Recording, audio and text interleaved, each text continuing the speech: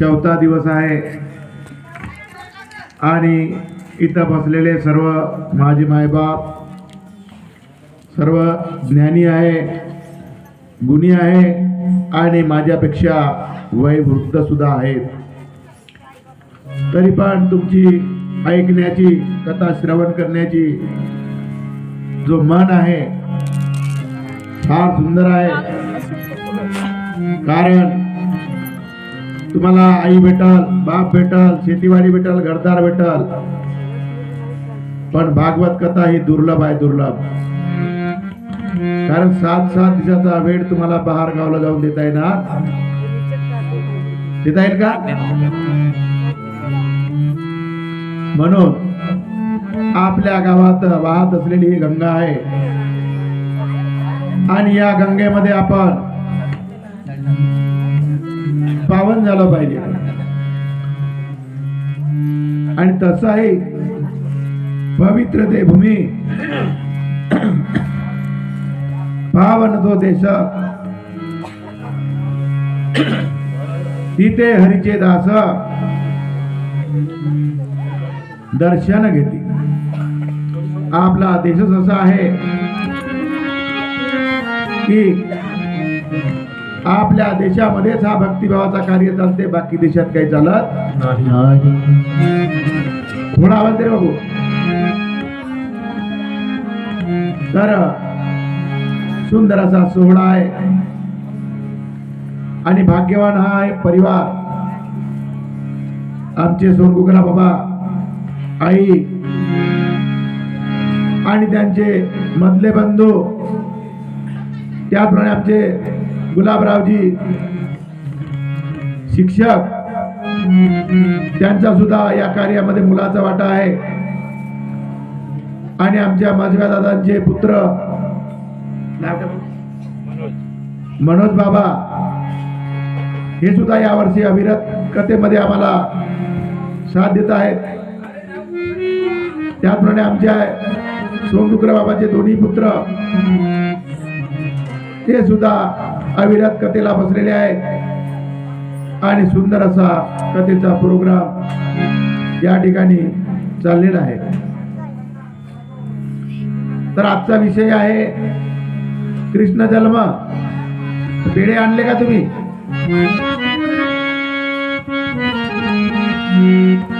पेढे आणले का? आजचा कृष्ण जन्म आहे.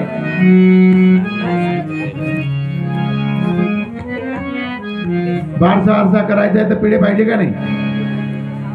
कपडे आणले का नाही? आबा मग बाबाच्या आईला तुम्हाला दान नाही करणार काय? ते नसतील तर पैसे तर असतील ना, पैसे तरी दान करा. आजचा विषय आहे कृष्ण जन्म. गुरुनाथ ओम नमो भगवते वासुदेवाय. नमो भगवते वासुदेवाय. ओम नमो भगवते वासुदेवाय.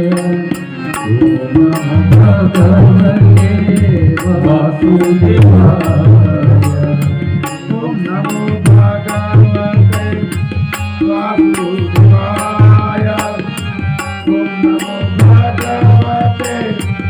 वासुदेवाय. ओम नमो भगवते वासुदेवाय. ओम नमो भगवते वासुदेवाय.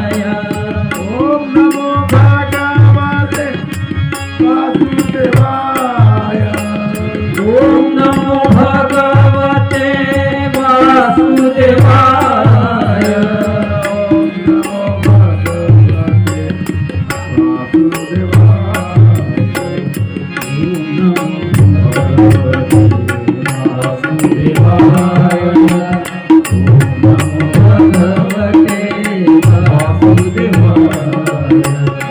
ओम नमो भगवते वासुदेवाय. ओम नमो भगवते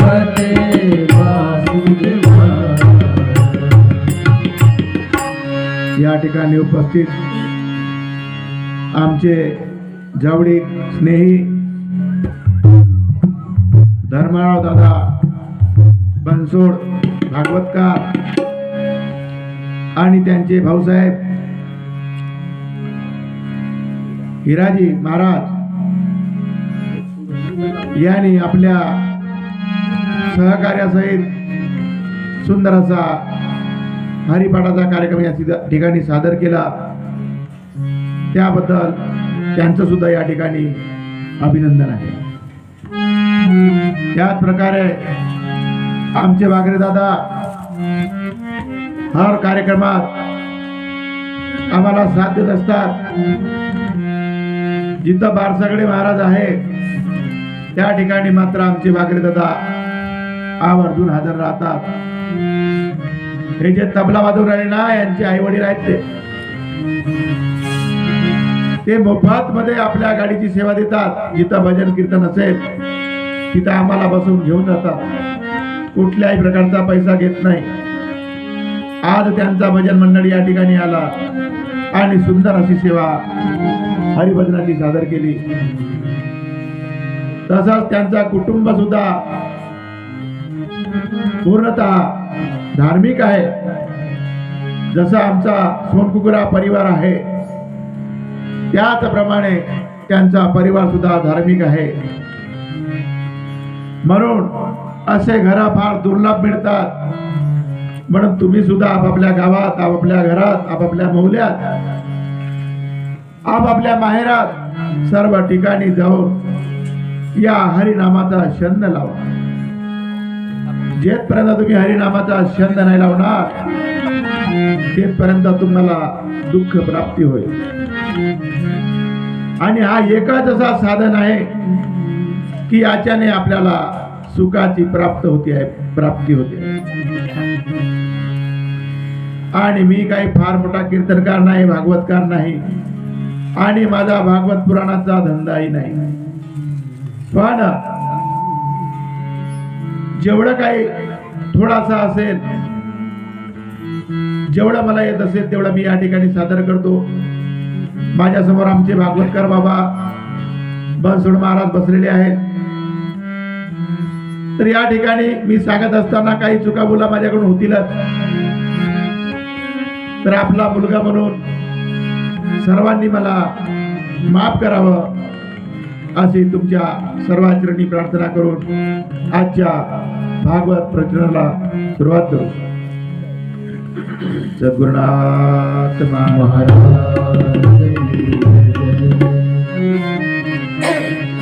तर उग्रसेन राजा मथुरा नगरीचा राजा होता आणि त्याचा राज्य कारभारही फार सुंदर होता. पण अनायासे त्याच्या पोटी पुत्र जन्माला आला. त्याचा नाव आहे कंस मामा. टीव्ही मध्ये पाहत असाल ना, त्याचं नाव काय? कंस मामा. आणि हा कंस मामा इतका जादूगार निघाला, हा कंस मामा इतका बदमाश निघाला की तो बापालाही ऐकेना. पण मात्र त्याला एक देवकी नावाची बहीण होती. देवकी नावाची बहीण असल्यामुळे बहीण ही उपवार होती. रीतिरिवाजाने वासुदेवाशी देवकीचा लग्न ठरला. आणि लग्न तुम्ही हा माणसाचा आणि बाईचा समजू नका. लग्न हा भाव आणि भक्तीचा. अहो आपण भाव करता येतो म्हणजे भाव धरतो. नुसतं भाव धरल्याने भक्ती होईल का? भाव आणि भक्ती दोन्ही एक झाल्या पाहिजे. जसं नवरा आणि बायको, शेतातला काम असो, घरातला काम असो, पोरीचं लग्न असो, दोघे जण एकत्र येऊन मिळून एक मताने करता. तशाच प्रकारे भक्ती करत असताना भाव आणि भक्ती या दोन्ही एक झाल्या पाहिजे, तेव्हाच तुम्हाला हरिभक्ती प्राप्त होते. आणि हे हरिभक्ती प्राप्त करण्याकरता तुम्हाला काही पैसा लागते का? पैसा लागते का? हो नका त्याजू राणा मोरे मादा माल माड्या घरे सुखे संसारी असावा चित्त परब्रह्मी देवा. मग तुम्हाला भक्ती करण्यासाठी का लागते? जप नको, तप नको, तीर्थ नको, यात्रा नको, काहीही नको. काय लागते? भजो रे भया राम गोविंदा, भजो रे भया राम गोविंदा हरे, भजो रे भया राम गोविंदा हरे. राम गोविंदा राम गोविंदा राम गोविंदा राम गोविंदा राम गोविंदा हरे, भया राम गोविंदा हरे, भया राम गोविंदा भया राम गोविंदा हरे.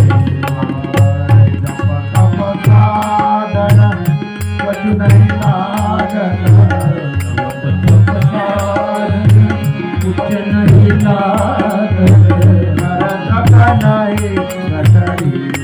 भजो रे भया राम गोविंदा हरे, भजो रे भया राम गोविंदा हरे, भजो रे भया राम गोविंदा हरे.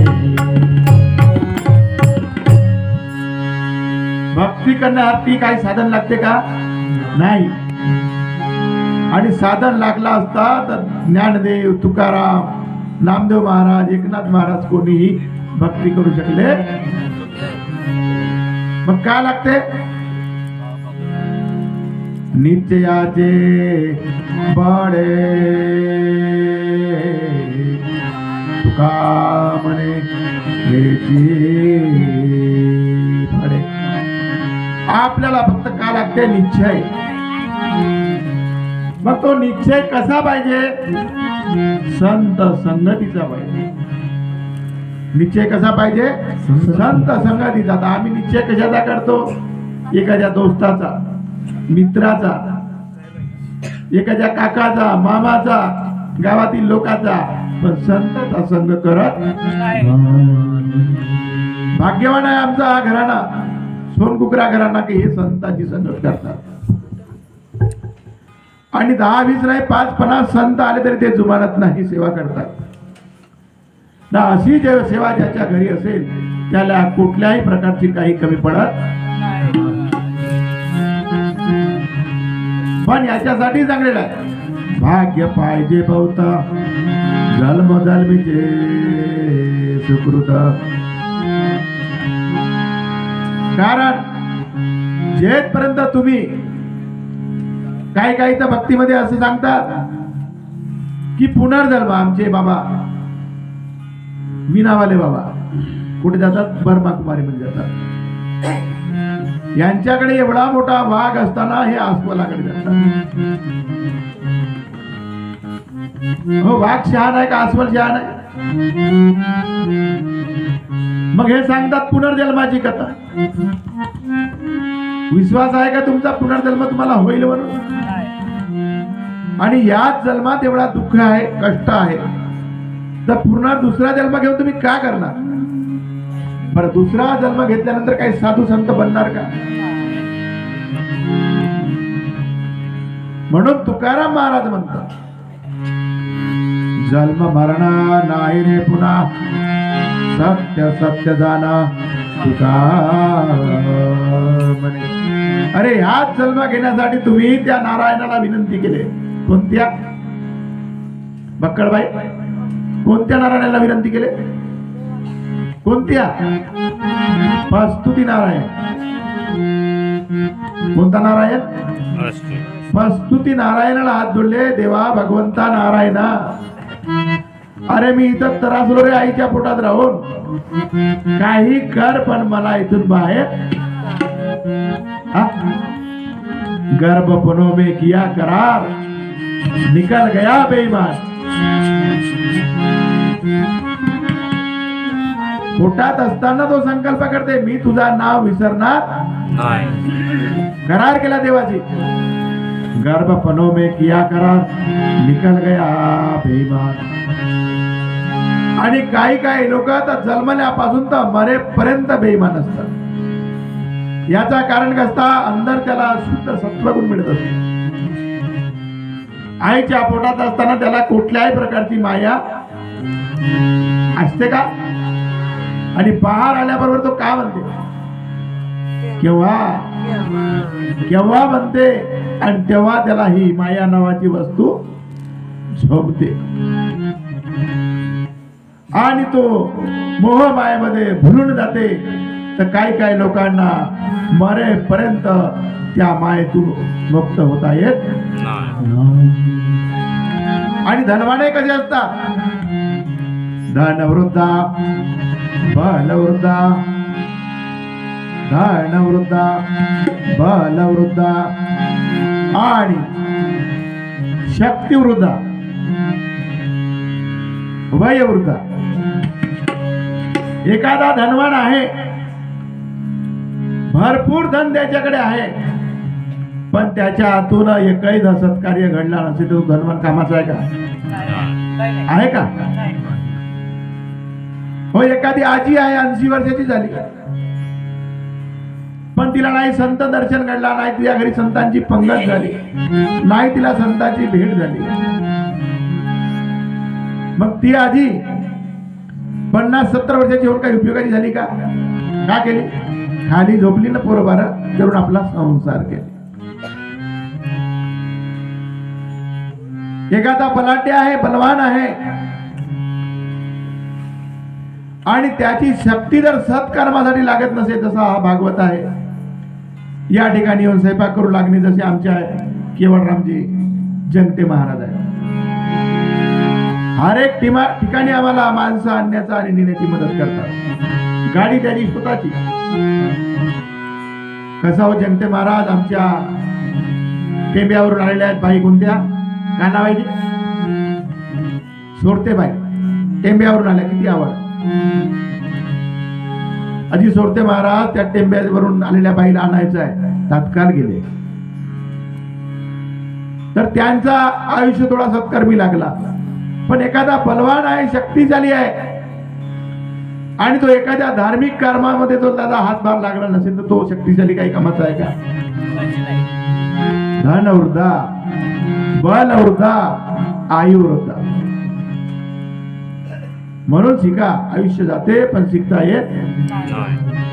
भाग्यवान आहे आमची सविताताई, का तिला अविरत संत सेवा घडत आहे. महिन्याला येतील, 2 महिन्याला येतील, 1 महिन्याला येतील, पण संत इथं येत आहे. आणि भाग्यवान आहेत आमच्या आई मैनावती सारख्या अविरत सेवेमध्ये. ज्या वेळेस राजा गोपीचंदाकडे 7 बायका होत्या, मोठा भारी राज्य होता, पण राजा गोपीचंद भक्त नव्हता. भक्त उपदेश झाला नव्हता. आई रडत होती, रडत, बाळा गोपीचंदा, अरे तू राजा आहेस तर केवळ प्रजेचा आहेस. तुझा बापही राजा होता, त्याचा जीवन असाच गेला रे बरे, आणि तुझाही असाच जाईल. तेव्हा ती आई मुलाला उपदेश केली. तशा प्रकारे आमच्या आई आमच्या चरण दादाला आणि या हेमराज दादाला उपदेश करतात. बाळा, अरे जे चालत आहे ते करा, गुरु महाराजवर विश्वास ठेवा, आणि खरोखर यांच्या घराण्याला गुरु महाराजांची फार पुण्याय लाभलेली आहे. आम्ही गेलो गुरु, पण बऱ्याचशा लोकांना गुरुचा संगत भेटत, गुरुचा संगत घडत, गुरुच्या काही लोकांना उपदेश घेतल्यावरही गुरुच्या गावाला जायला भेटत. इकडे संत काय म्हणतात, सद्गुरु तू माया मिले